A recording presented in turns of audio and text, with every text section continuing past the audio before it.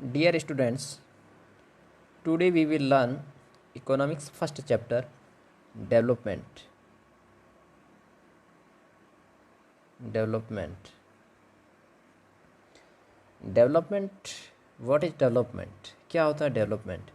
इसको हम हिंदी में कहते हैं विकास। इसके साथ साथ में इसकी दूसरी मीनिंग देखी जाए जिसको हम बोल सकते हैं प्रोग्रेस।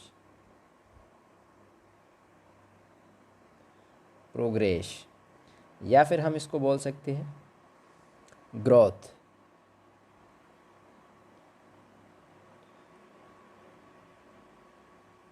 तो ये विकास की मीनिंग अर्थ है।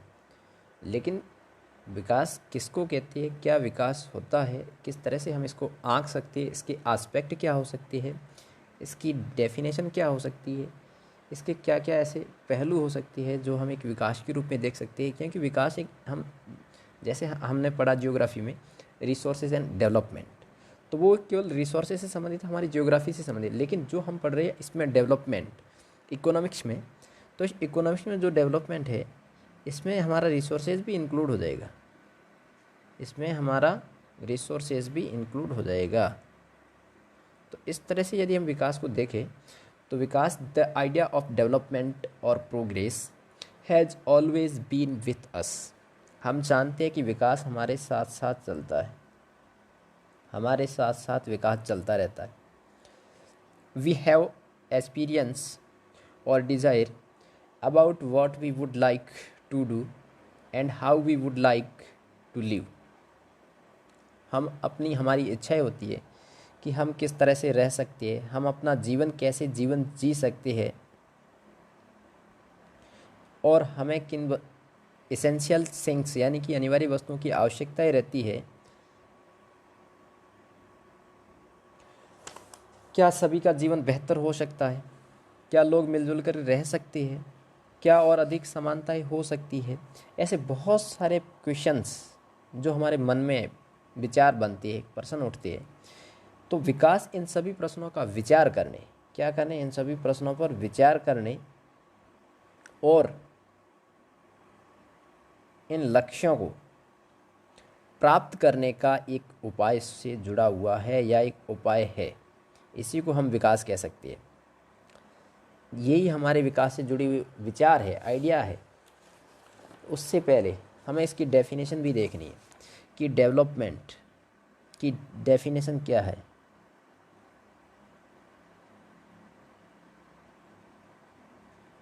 डेवलपमेंट जिसको हम बोल सकते हैं, development is such A situation that can fulfil the experience और desires of people. It is the progress or improvement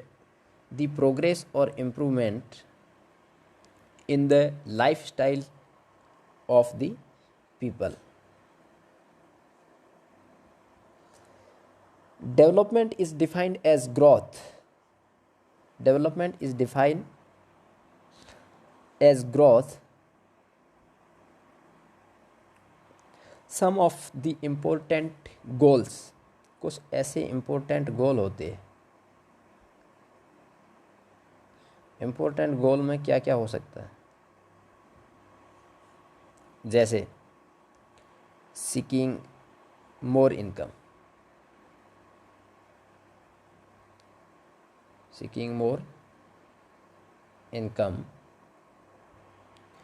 equal treatment,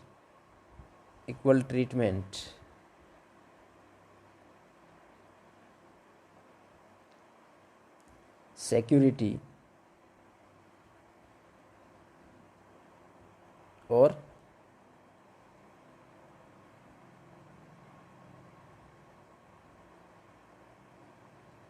respect from others.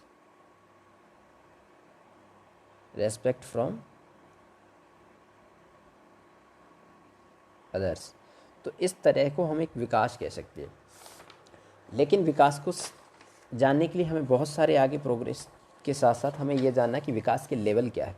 सामान्यतः देखा जाए जनरली तो 2 लेवल होती है विकास की। क्या होती है? 2 लेवल। दो लेवल्स कौन कौन से हैं? पहला होता है इंडिविजुअल। इंडिविजुअल में क्या होता है, जिसको हम एक तरह से ह्यूमन डेवलपमेंट भी कह सकते हैं, human development.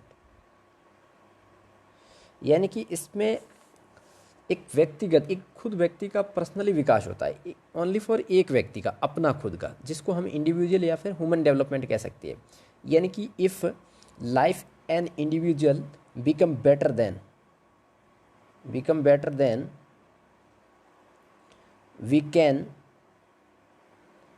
we can say that individual has developed। तो इसको हम कह सकते हैं एक तरह से इंडिविजुअल। और दूसरा हमारा आता है नेशनल डेवलपमेंट। दूसरा लेवल आता है नेशनल डेवलपमेंट। अब नेशनल डेवलपमेंट यानी कि ये हमारे पूरे राष्ट्र का, पूरे देश का विकास होता है, पूरे देश का। पूरे देश में हमारी ऑल पॉपुलेशन इंक्लूड होती है, सभी लोगों का, ऑल पीपल्स का विकास होना, इसको हम कह सकते हैं एक तरह से नेशनल डेवलपमेंट। अब नेशनल डेवलपमेंट, अब इसके साथ साथ हमें डेवलपमेंट को जानने के बाद कुछ ऐसे एस्पेक्ट होते हैं जो हमारे विकास को आगे बढ़ाने में इम्पोर्टेंट, महत्वपूर्ण भूमिका निभाती है। Aspect of development.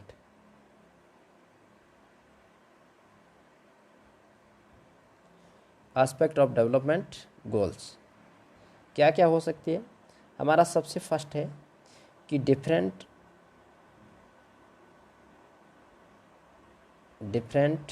People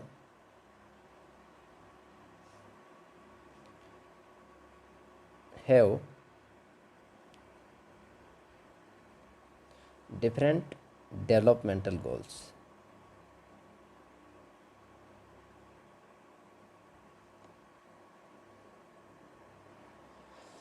different people different developmental goals में क्या होता है कि हर व्यक्ति की अपनी अलग अलग थिंकिंग होती है, सोच होती है, विचार होती है उनकी।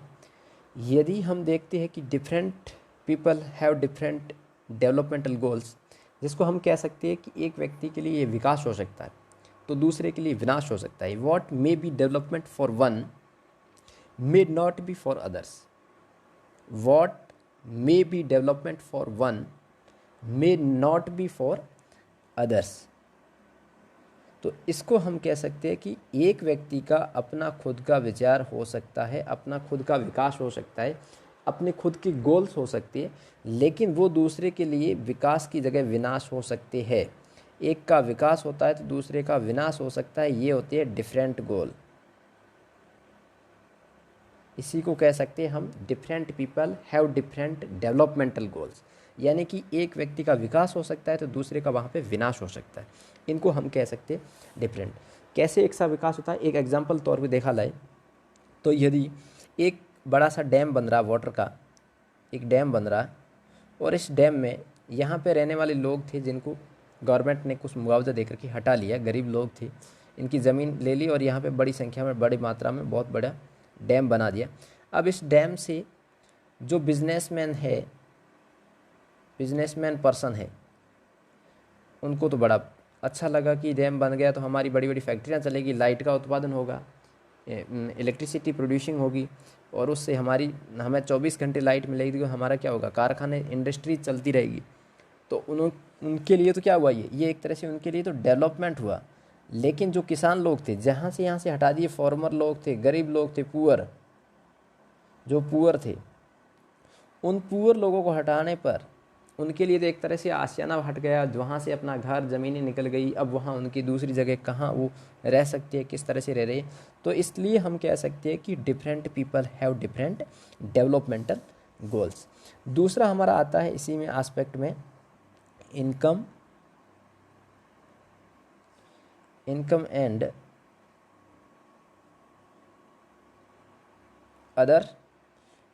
अदर्स गोल।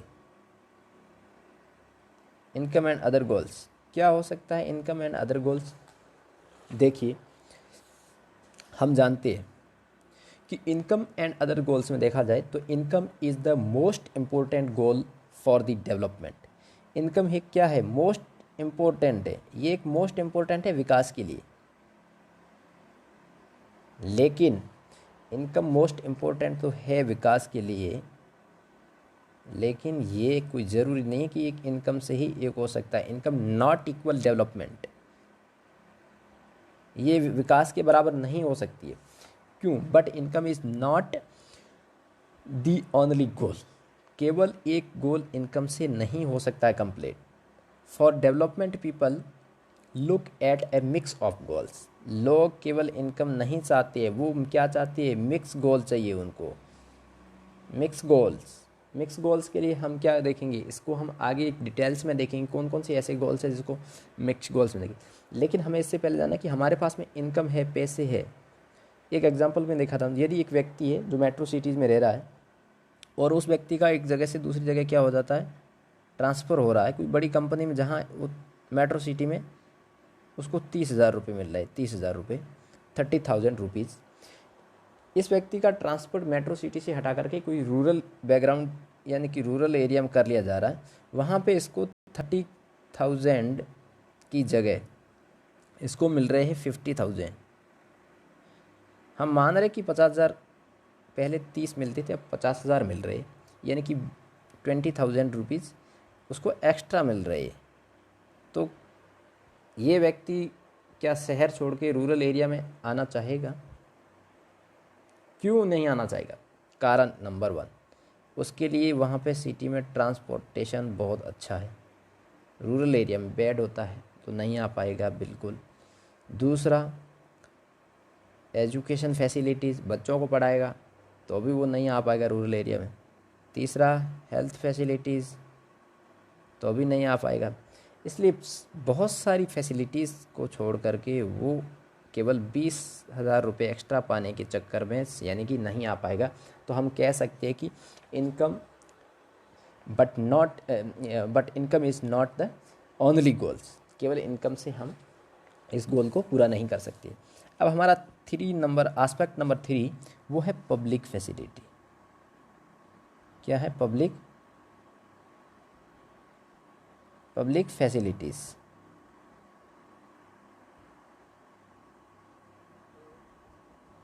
पब्लिक फैसिलिटी किसको कहते हैं? पब्लिक फैसिलिटीज़ वो होती है जो हमारी गवर्नमेंट द्वारा, किसके द्वारा? गवर्नमेंट के द्वारा, गवर्नमेंट के द्वारा क्या किया जाता है? पब्लिक के वेलफेयर के लिए, पब्लिक के वेलफेयर के लिए जो फैसिलिटीज़ अवेलेबल कराई जाती है उसको हम बोल सकते हैं पब्लिक फैसिलिटी। क्या करती है? गवर्नमेंट पब्लिक के वेलफेयर के लिए जो फैसिलिटीज़ अवेलेबल करवाती है वो होती है पब्लिक फैसिलिटीज़। कुछ ऐसी पब्लिक फैसिलिटीज़ है सच एज स्कूल, ये गवर्नमेंट उपलब्ध करवाती है। Hospitals,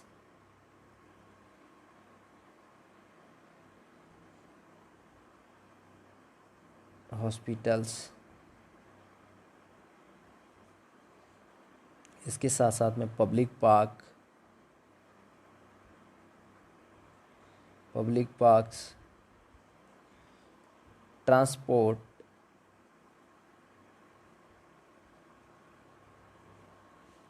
water, electricity,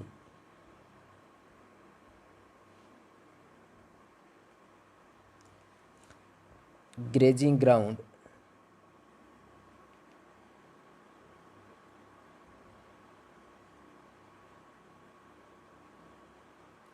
community hall,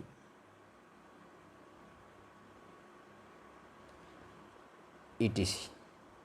बहुत सारी ऐसी फैसिलिटीज़ होती है जिसको हम पब्लिक फैसिलिटीज़ कह सकते हैं। यानी कि पब्लिक फैसिलिटीज़ का अर्थ गवर्नमेंट द्वारा पीपल के वेलफेयर के लिए, लोगों की अच्छाई के लिए, कल्याण के लिए, उनके लोगों के कल्याण के लिए, वेलफेयर के लिए जो इसकी गवर्नमेंट निकालती, जो फैसिलिटीज़ गवर्नमेंट द्वारा सुविधाएं दी जाती है, उन सबको हम एक तरह से पब्लिक फैसिलिटी कहती है, जिसमें school, hospital, public park, transportation हो गया, बस स्टैंड हो गया, सुलभ कॉम्प्लेक्स हो गया, या फिर वाटर इलेक्ट्रिसिटी सर्विसेज हो गई, या फिर ग्रेजिंग ग्राउंड्स हो गया, कम्युनिटी हॉल हो गया। इन सब को हम एक तरह से पब्लिक फैसिलिटी में देख सकते हैं। अब हमारा एस्पेक्ट नंबर 4, वो हमारा एस्पेक्ट नंबर 4 है sustainability of development. Sustainability of development. Sustainability of development का क्या अर्थ होता है, जिसको हम हिंदी में कहते हैं सतत धारणीय विकास। सतत धारणीय विकास, ये होता क्या है sustainability of development?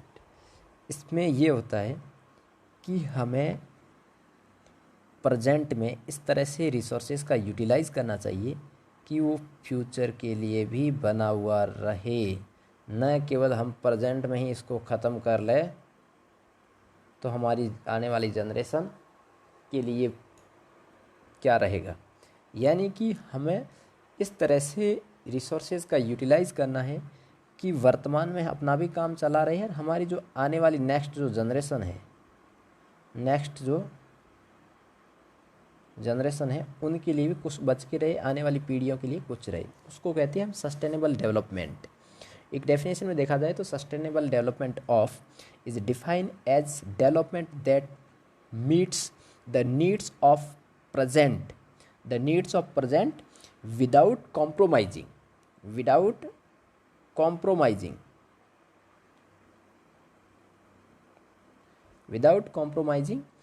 the ability of future generation।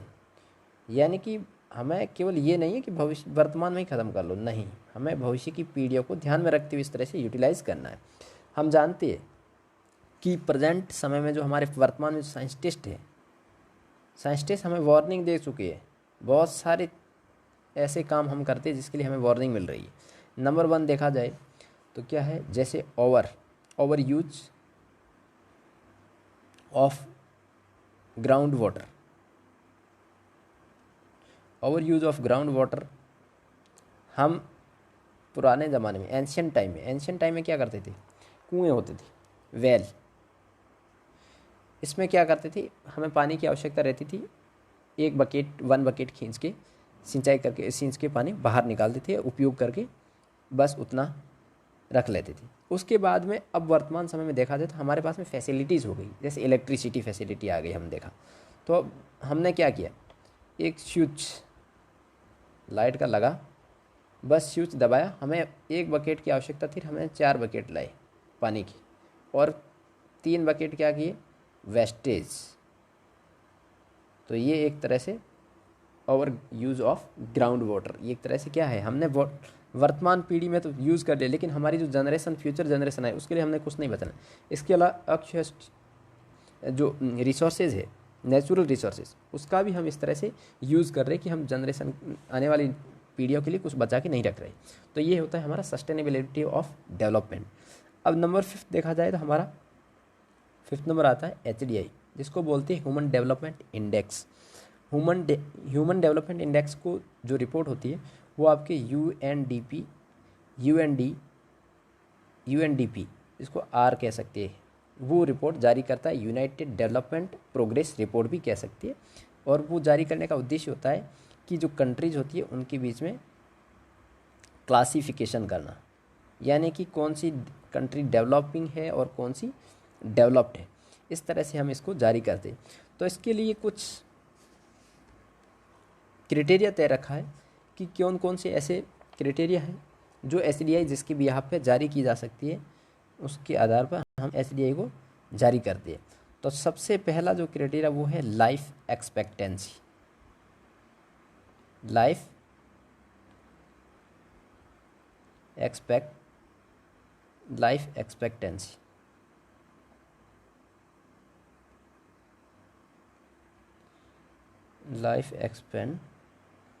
Expectancy ये क्या होता है, ये होती है हमारे हिंदी में कहते हैं उसको जीवन प्रत्याशा। जीवन प्रत्याशा, यानी कि एक व्यक्ति के जीने की एवरेज एज, औसत आयु जिसको बोलते हैं हम एवरेज एज। एवरेज एज क्या होती है? जैसे एक व्यक्ति 30 साल उम्र जिया, दूसरे व्यक्ति 40 साल तक, और तीसरा व्यक्ति हम मानते हैं कि फिर वो 30 साल। ऐसे करते हम 3 व्यक्तियों को जोड़ा, इसका हम एवरेज निकालेंगे तो वो टोटल कितना होगा? 30 + 40 17, 70 + 30 100। अब 100/3 करेंगे तो हम इसको 30.3, तो ये क्या हो? ये एवरेज इनकम हो गई, सॉरी एवरेज एज हो गई। तो इस एवरेज एज को हम यदि इसको अच्छे से हमारे पास में फैसिलिटीज़, हेल्थ फैसिलिटी अच्छी होगी तो हमारी आयु अच्छे से बढ़ सकती है। तो हम मानते हैं जैसे हमारी अभी आयु देखी जाए तो 50 60 70 70 के आसपास रहती है, तो वो एक तरह से अच्छा कंट्री, डेवलप्ड कंट्री होती है, एक अच्छे तरह से एक डेवलपमेंट हो चुका होता है। तो इसलिए उसको कह सकते हैं हम एक लाइफ एक्सपेक्टेंसी, यानी कि एवरेज एज, इस देश में जीने की जो जीवन प्रत्याशा, कितनी साल तक व्यक्ति जीवित रह सकता है, वो होती है। और दूसरा आता है हमारा gross enrolment ratio. Gross enrolment ratio. अब ग्रॉस एनरोलमेंट रेशियो में क्या होता है? अलग अलग लेवल में कितने प्रतिशत बच्चे एजुकेशन ले रहे हैं, जिसमें आप प्राइमरी में, फिर सेकेंडरी में, और फिर हायर एजुकेशन में, तो इन सबको देखा जाता है हमारा ग्रॉस एनरोलमेंट में। नंबर 3 हमारा जो HDI का है वो है एवरेज इनकम। एवरेज इनकम क्या होती है? एवरेज इनकम हम उस इनकम को कहते हैं जो हमारे नेशनल इनकम होती है, उस इनकम में हमारे देश की जो टोटल पॉपुलेशन होती है उसको डिवाइडेड किया जाता है, तब जाके हमारी एवरेज इनकम निकलती है। तो इसको हम कह सकते हैं कि average income is the total income of country divided by it's total population. और एवरेज इनकम यानी कि इसको हम एक सूत्र में देखा जाए तो एक स्ट्रक्चर के रूप में एक लिखिए, फॉर्मूले के रूप में, तो total income of country oblique total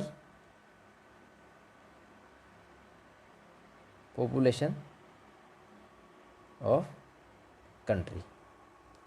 और एवरेज इनकम, देखिए एवरेज इनकम को हम पर कैपिटा इनकम भी कह सकते हैं। पर कैपिटा इनकम भी कह सकते हैं, यानी कि प्रति व्यक्ति आय, जिसको हिंदी में कहते हैं प्रति व्यक्ति आय। तो हमें ये समझना है कि एक, जैसे आप किसी भी देश में देखोगे, जितनी ज़्यादा व्यक्ति की प्रति व्यक्ति आय होगी उतना ही व्यक्ति क्या होगा, उतनी ही वो देश एक डेवलप्ड कंट्री कहलाएगा। वर्तमान में देखा जाए तो कतर जो आपकी दुनिया का सबसे डेवलप्ड कंट्री मानी जाती है, जहाँ पर व्यक्ति पर कैपिटा इनकम सबसे ज़्यादा है, 85,000 करोड़ है, जबकि अब अमेरिका में देखा जाए तो 35,000 करोड़ एवरेज इनकम है, पर कैपिटा इनकम। तो इसलिए जितनी अच्छी पर कैपिटा इनकम होगी उतना ही वो कंट्री एक डेवलपिंग से डेवलपमेंट में रहेगी, कंट्री अच्छी डेवलप्ड रहेगी। तो इसको हम कह सकते हैं per capita income, per capita income कह दो या फिर एवरेज इनकम कह दो, एक ही चीज़ होती है। हमारे देश की टोटल जो इनकम होती है उसके अंदर भाग दिया जाता है टोटल पॉपुलेशन का, उसको कहते हैं हम एवरेज इनकम। ये है इसके 3 एस्पेक्ट। इसके अलावा इसका अगला जो एस्पेक्ट होता है वो हमारा देखा जाए तो IMR होता है, जिसको बोलते हैं इन्फेंट मॉर्टेलिटी रेट, IMR।